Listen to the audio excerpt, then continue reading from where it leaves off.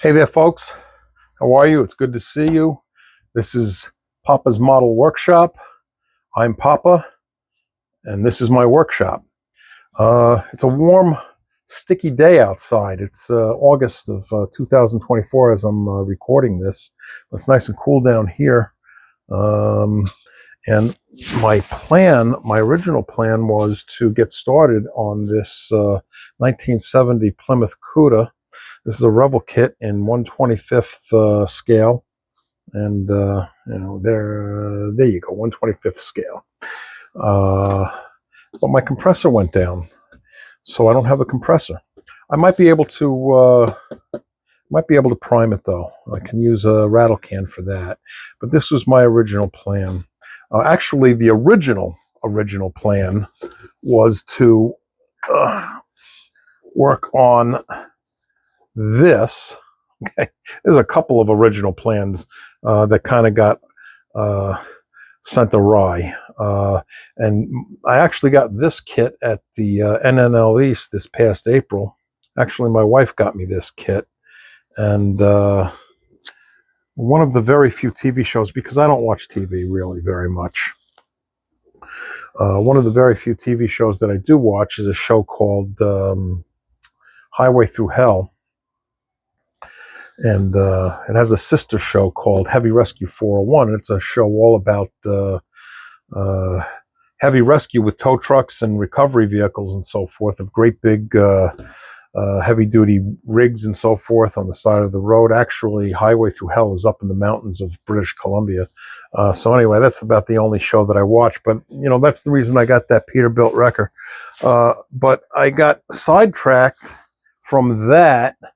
I was going to do this, and this kit I got sidetracked because my son, Bobby, actually came home from work one day. I guess it was about a month and a half ago, and one of the guys that he works with went and bought this kit, and he opened it up, took a look at it, even managed to glue the two halves of the engine together, and decided that this wasn't for him. So he knew that I did models, so he came to work with this kit and said, "Gee, would your dad like to do this?" You know, I took a look at it, and it's not my deal. It's not for me. So, you know, Bobby brought it home for me, and gosh, I love it. So anyway, I loved it so much, I put the Peterbilt wrecker off to the side to do this. And just as I was, just as I was about ready to get started on that, I mean, I had already put the kit into the Dawn and water solution and scrubbed it with a toothbrush real well. You know, I use an old toothbrush to scrub the body with that Dawn and water solution. And I was all ready to get going into that kit when my daughter-in-law, Jackie, came down, and she asked me to do this. This is a 1967. Whoop, there we go. This is a 1967 Impala, and this was an AMT kit in 1/25th scale. And you know, my daughter-in-law, she's 32 years old, and I thought, you know, okay, I can do that. I thought it was a little unusual for a 32-year-old woman to be interested in a 67 Impala. Until I found out that her favorite TV show was something called Supernatural. And apparently the lead character in that show drives this car. So I had very specific instructions from Jackie. It had to be done in black with black seats. I don't know, can you see the seats in there? Get my hand out of the way. And a tan interior. Again, I don't know if you can see all of that. Let me see. Hold on a second. Let's see if we can shed some light on this. There we go. Does that help? Does that help? No, not really. Not really. Okay. All right. Well, that's not really helping. I'm having trouble getting it in frame, and I really don't know what I'm doing, which leads me up to my big admission for you. This is my very first YouTube video. I've never done this before, so I'm kind of winging it. I'm really not looking at any kind of notes or cheat sheets or anything of that nature. I'm just kind of sitting here at my workbench with the camera turned on, and I'm, like I said, I'm winging it. So be a little patient with me. But anyway, so I went from the Peterbilt Wrecker to this, and now I'm finally going to go on to that CUDA. And the CUDA, I have already done a CUDA in a different year, but I already did it in purple. So I think I'm going to go with a different color.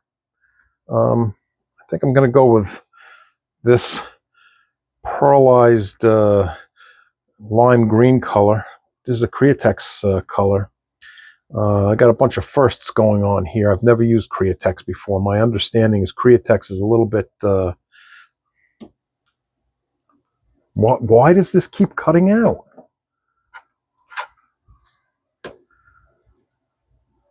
Why does this keep cutting out? I don't know. No, it's still going. Okay. Sorry, folks. Technical glitch. Technical glitch. All right. Well, then I'm glad I told you that this was my very first time doing a video. So I thought this thing stopped. Actually, I'll tell you what. I actually started to record something about 10 minutes before this video started, and it did cut off. So this is my second attempt at making this video. So, like I said, be a little patient with me, okay? So anyhow, yeah, I think I'm going to do this CUDA in that green color.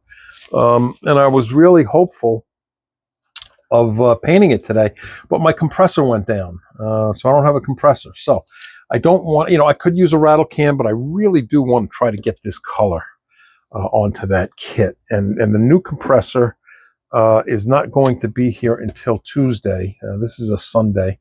And I'm a weekend modeler.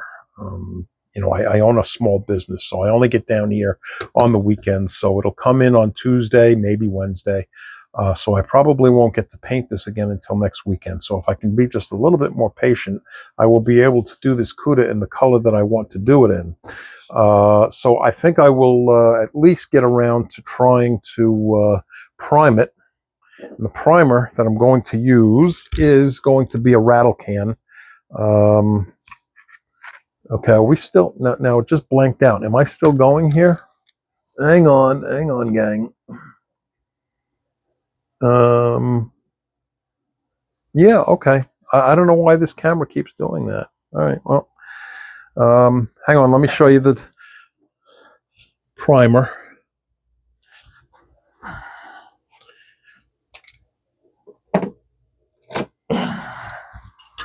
Okay, so I think I'm going to go with the Tamiya primer.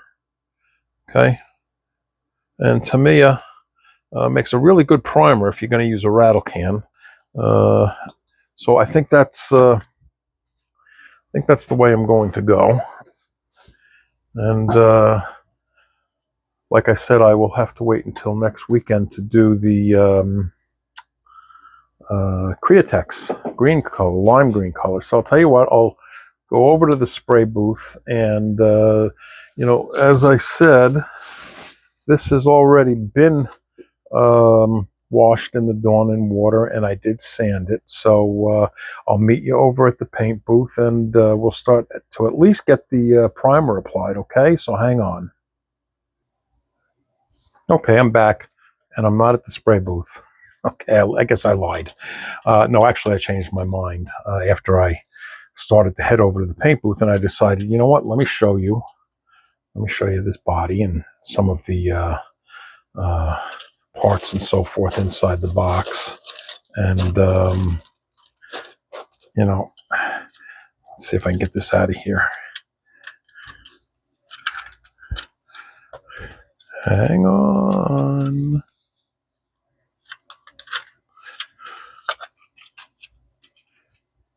There we go. Keep this in frame. In the frame. There we go. Okay. Didn't want to come out. And I'll tell you, on a first glance, this really doesn't look too bad. I mean, we got a scratch right there. Okay. So, yeah, I will have to hit that with a little bit of sandpaper. And for those of you who are not familiar, you can use sanding sponges instead of sandpaper. And I use sanding sponges. And the sanding sponges that I use actually have the grit number written right on there. Usually I will start out around 800 or so, and I'll go up to maybe 2,000 or 3,000. If you're new to this and you hear people mentioning, with regard to sanding, that you're going to go up to a particular number, and if you're brand new, some of these things that are mentioned casually that an experienced modeler will know exactly what you're talking about. A brand new person to this hobby may not know. When somebody says I start out at 600 and I go up to 1,000 and then up to 2,000, what that is referring to is the grit. Okay. And what I mean by grit, hang on, excuse my arm. I gotta get this. All right, here we go. Okay. Okay. There we are. These are a bunch of different sanding sponges, like this one. Up. There we go. This one is a 600 grit. I don't know. It says 600 right there, but I don't think you can see that. Okay. See if I can get there you go. You can kind of see it. 600, it says. Okay. And the lower the number, the more coarse the sandpaper is, or in this case, the sanding sponge is. And the higher the number, the more refined the sanding sponge is, or sandpaper, whatever you're using, a sanding stick. And you would start with the lower number. The lower number will, like I have this scratch here that I missed, I guess, when I was originally sanding and so forth.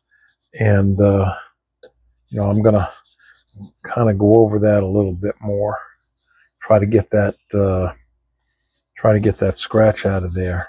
And what a lot of people do, in fact, most people probably, is they will wet sand. And wet sanding simply means you just have some water, you dip it in, okay, and you sand your body. Excuse me. Sand your body, or whatever it is you're sanding. It doesn't have to be a body. All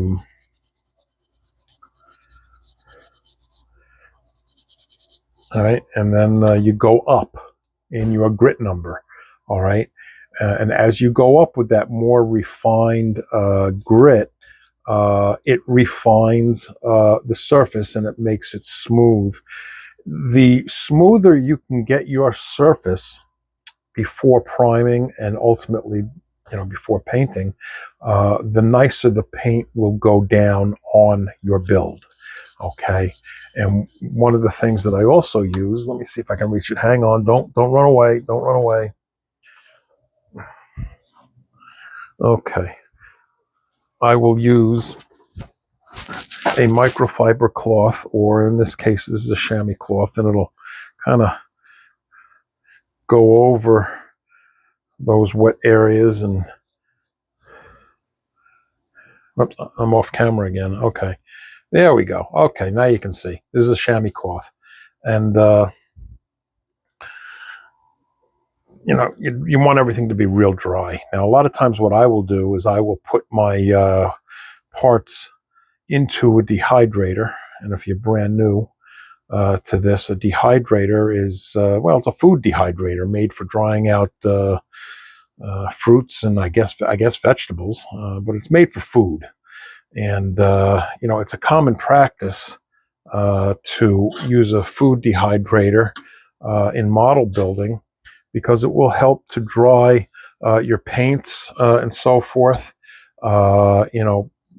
Instead of waiting hours or even days for your paint to dry, if you put it into a dehydrator, this will dry it rather quickly. In most cases, I will go with my dehydrator set at 120 degrees, and I will run that for about a half an hour.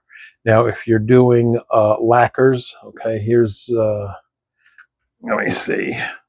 Yeah, if you're doing lacquers, now this is the lacquer that I used for Jackie's model. All right, this was a gloss black, and that's a Tamiya paint.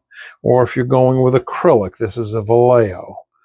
All right, you can usually dry acrylics and lacquers in the dehydrator in that half-hour time period at 120 degrees. Now, if you're using enamel, okay, here's an enamel by MCW.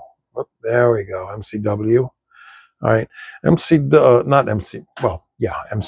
too, but what I was going to say is enamels in general, not just MCW enamels, but any enamel is going to take longer to dry and to cure. So I might run the dehydrator for an hour to maybe 2 hours at 120 degrees, and then your model or your build will be all set to go.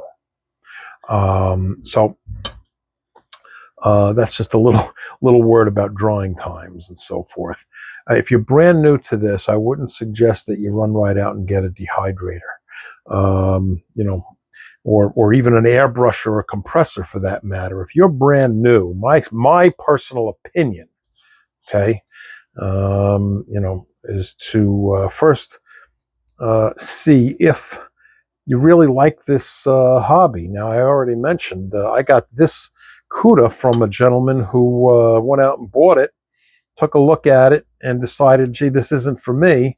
So the last thing that you want to do is go out and spend lots of money on equipment and tools, and then you discover this isn't really my deal. I don't really like this. And now you've spent all that money. So I would suggest, if you're starting out, start out, with just the basics.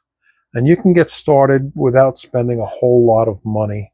If you are starting out, the one piece of advice that I would give you is, if possible, set up a dedicated work area.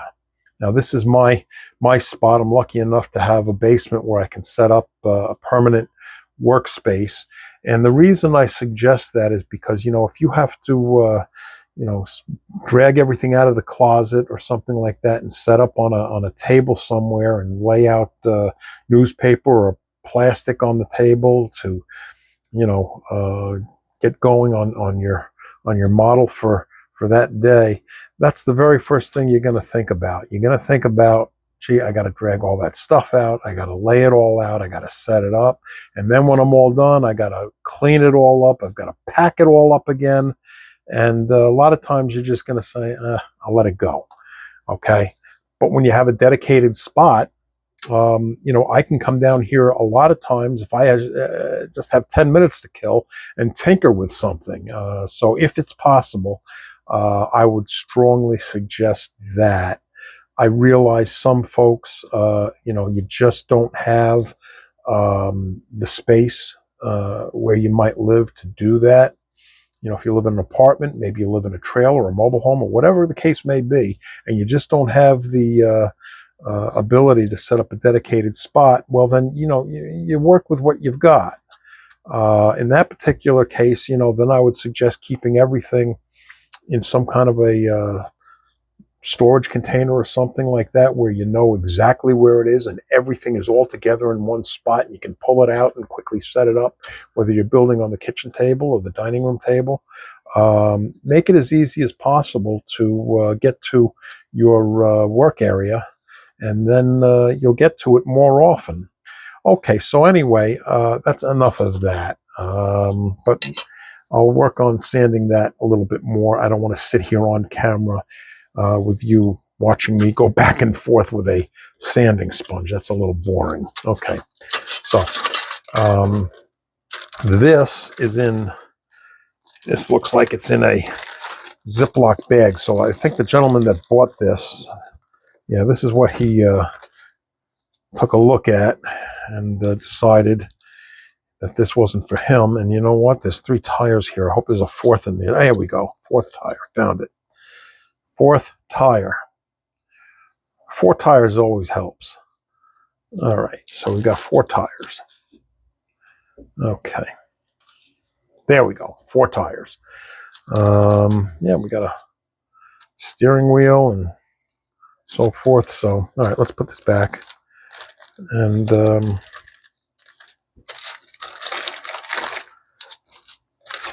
get my 4 tires here. Make sure we keep it at 4 tires. Don't want to lose it. This is actually a good idea, by the way. You know, what I do, actually, and I did this for a long time. I used to separate all of my parts from the sprue. And again, for you folks that are just starting out, what the sprue is, hang on, let me get this out. Here's the engine that that gentleman glued together. That's as far as he got when he decided this is not for me. So anyway, we'll put this back in here. Your sprue, which a lot of people commonly call a tree, is the plastic that holds your individual parts. I'll do this from the back so you can see. You don't want to see my beefy hands in there like that. Okay, like I said, brand new at doing video, so please be patient with me. But this part here is called the sprue. Okay, and I have a habit of taking all of my parts off of the sprue. Okay, I have little nippers, right? And I'll get right in close, all right? And I will just snip it. And I used to label all of the parts according to their color, and I would put them in a plastic bag like this, and it worked good. And it still will work good for you if you elect to do that. But what I have decided to do is make this bag a little bigger, because now these parts do not want to cooperate and get back in the bag. Get in there. Okay. This is something that I do. Hold on. Hold on. I'm going to put the Impala up here. I'm running out of room. Okay. Now we'll move this. Okay. And my shoulder banged the camera. Sorry about that. This is what I do. I bought this organizer at Hobby Lobby, and I have also gotten into the habit of taking the color code, the color key rather, and I go into the office and I actually will copy this. Okay, there we go. All right, there we go. I'm having trouble getting this in place. But rather than going through the instructions and having, you know, you've got your letter A. Let me see if I can get a pointer here. Excuse my arm. But, you know, you have the letter A that will appear, or letter B, and so on and so forth in the instructions, rather than constantly flipping back to the first page to see what that letter is referencing in terms of color. I will put this, I tape it. In fact, you can even see the tape up here, I think.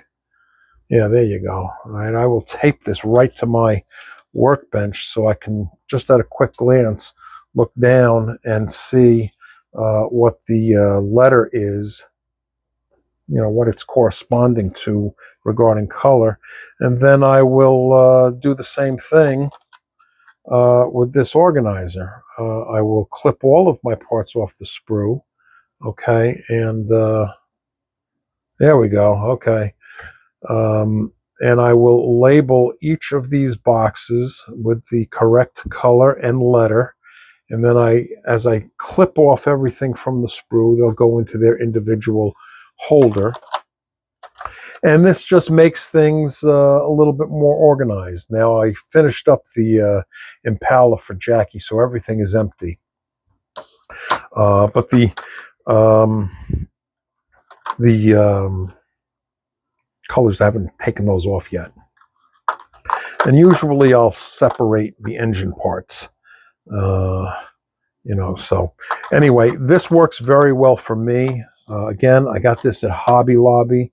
It wasn't very expensive. I don't remember exactly how much it cost. I'm going to guess around $25 or $30. And there's actually another piece that goes on top that has little compartments also. And I don't know where that is. But this works very well for me. And if you like this idea, let me just be honest with you. I did not come up with this idea. I will give credit where credit is due. I watch a lot of YouTube videos, and there's a gentleman by the name of Angelo. I don't know his last name. I don't know him personally. I've never corresponded with him, and he has no idea who I am. But his video, or YouTube channel rather, is called Angelo's Workbench. And I got this idea by watching his videos. So he came up with this idea. So credit goes to him for this one. Okay, so let me set this aside. Okay, there we go. Hold on. I'm getting there. Okay. So now, this time, I really will go over and meet you at the paint booth, and we will start to prime this, okay? So I'll be right back.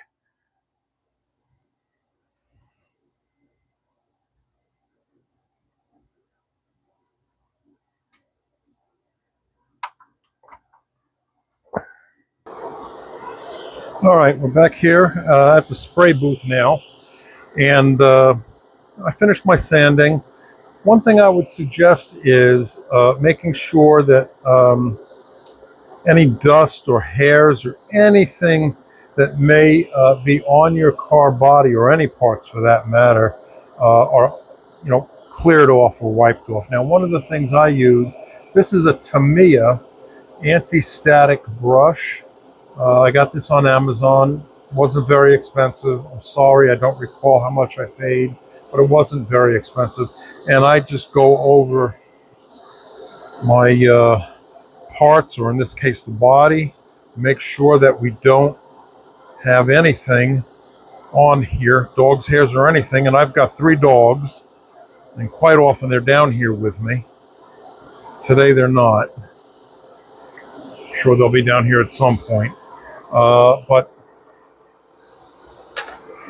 I will go over the car body just before I'm ready to apply my primer or my paint. As I mentioned, I'm going to go with the Tamiya rattle can, as it's referred to, spray cans. Again, for you beginners, spray cans, we refer to that as a rattle can a lot of times. What I would suggest, see this nozzle, okay, on the spray can? Sometimes that'll clog up. So I would suggest, before you go right in there, just give it a quick shot. Make sure that it's not clogged, because what will happen is if it's clogged, it's going to spurt out and you're going to get clumps, and it's just not good. Just give it a quick test. All right. So this is also a Tamiya body holder, and it holds the body rather nicely. And I don't know if you can see. Can you see how it has a little bit of a, there you go, a little bit of a clamp that goes up inside the body and holds it in place. All right. Now here's something that I'm going to recommend to you too. All right. Can you see how I put this tape on there? All right. That's because this top area, all right, that's holding the car will separate from this area on a swivel, because this swivels. All right. And I can't tell you how many times I've come in here and I started going like this, and this came apart on me, and just ruined everything. So I would suggest that you put some tape on that. Okay, so let's get started. I usually start right here at the bottom. Okay, you don't want to go too heavy. All right, nice even coats. All right, what you should do is you should wear a respirator. Okay, and it's not going to kill you or anything, but you know, a lot of the fumes from these primers and paints, they're not really very good for you. So I would suggest using a respirator. I'm not wearing a respirator because if I wear a respirator, then I'm going to sound like I'm wearing scuba gear, and you're not going to be able to hear me. But I just want a light coat. I don't want a whole lot. I don't want to make this real thick. And as a matter of fact, I think I'm going to call it quits there. And here's one thing that I want to mention too, okay? And this kind of gets overlooked, I think, by a lot of guys or ladies. I don't mean to be sexist. There are some ladies out there that do this. And I just started messaging with a young lady on one of the Facebook groups that I belong to. We just traded 2 or 3 messages in general about model building. But anyway, the point is that there are some young ladies out there. So I think that's great that, you know, the hobby expands to some younger folks and men and women. And it's great because this is a great hobby. I love it. It's in my bones. I can't get enough of it. But anyway, what I started to say is look over your body, okay? The car body, not your body. Whatever you're working on, look it over, all right? Because, you know, there's lots of little, you know, nooks and crannies and so forth where maybe you end up missing. So before you, you know, leave the spray booth, you know, look things over. Look, see, I just lost that. Hang on.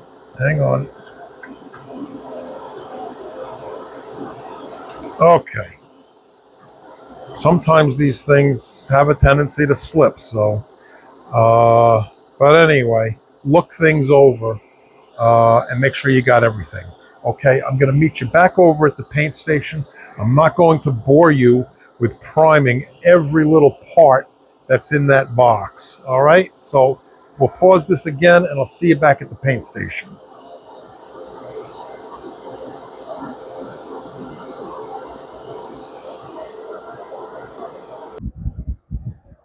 Okay, so we're back over here at the painting station.